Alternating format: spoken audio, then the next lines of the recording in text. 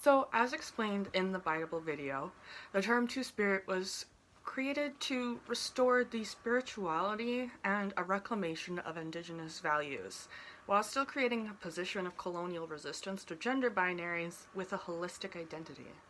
Although the term may not be used unanimously through nations or between LGBTQ plus indigenous people, it's a term created to be separate from the gender binary enforcements created through the Western ideologies imposed through colonial reign. In the process of colonization, aspects of different nations' cultures were viewed as unnatural and were forbidden in white society. This led to these traditions to die out with reservations, residential schools, and the overall genocide and assimilation of indigenous peoples.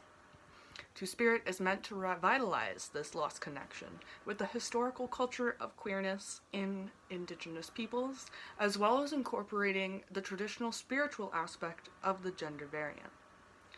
Two-spirited peoples in the LGBTQ community face different forms of oppression than non-indigenous or two-spirit people due to the impact that colonization has made on their lives. Intersectional feminist theories might recognize this as a racialization effect. However, indigenous scholars would argue that as indigenous people, they have been systematically disadvantaged with government organization and regulations based specifically to assimilate indigenous peoples and their traditions. This crossover between the oppression two-spirited peoples face as being categorized as LGBTQ+, a racialized minority, and as a colonized peoples creates a new form of discrimination that non-indigenous LGBTQ+ peoples do not face. This is why some scholars argue that the LGBTQ+ acronym can erase the spiritual meaning as well as the discrimination that two-spirit people face. It's a well-known fact that queer folks suffer from higher rates of suicide and suicide attempts. The Trevor Project estimates that 25% of all LGBTQ+ folks have experienced suicidal ideation or attempt. And this is also a reality that the indigenous population deals with, especially indigenous youth. We can only imagine the rate of suicide for two-spirited peoples, as this specific crossover has not been monitored in collective data. However, indigenous scholars have speculated this to be the case, as they monitor it in their own communities.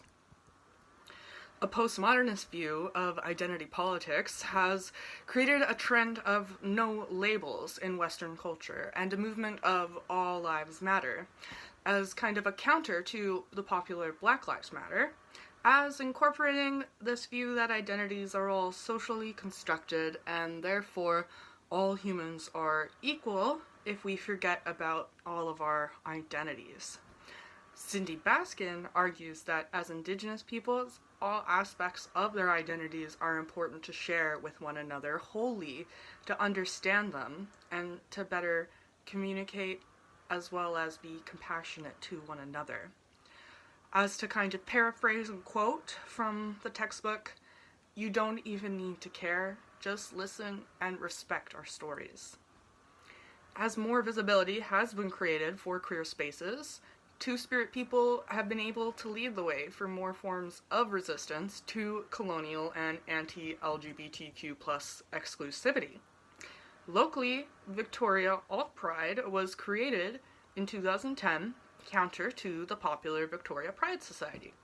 It was created to reflect the anti-colonial and anti-capitalist views of many queer folks, as well as creating a more inclusive space overall.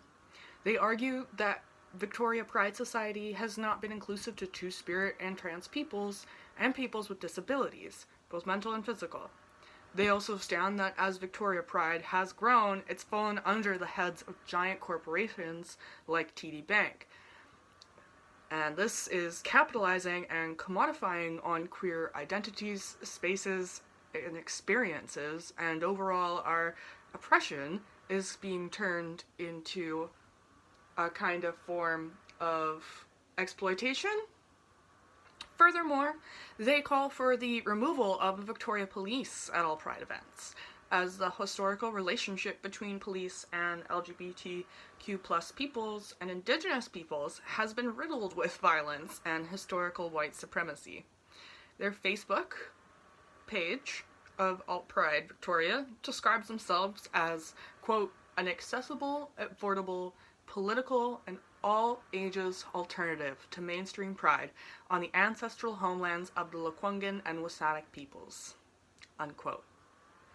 Myself, as a non-binary person, I very much so resonate with this idea that your identities are important to understand somebody else holistically and create a better connection, as well as that my experience as a white person has created a different level of oppression. I have experienced homophobia and transphobia for sure, but I have no idea what racism, let alone what colonization feels like.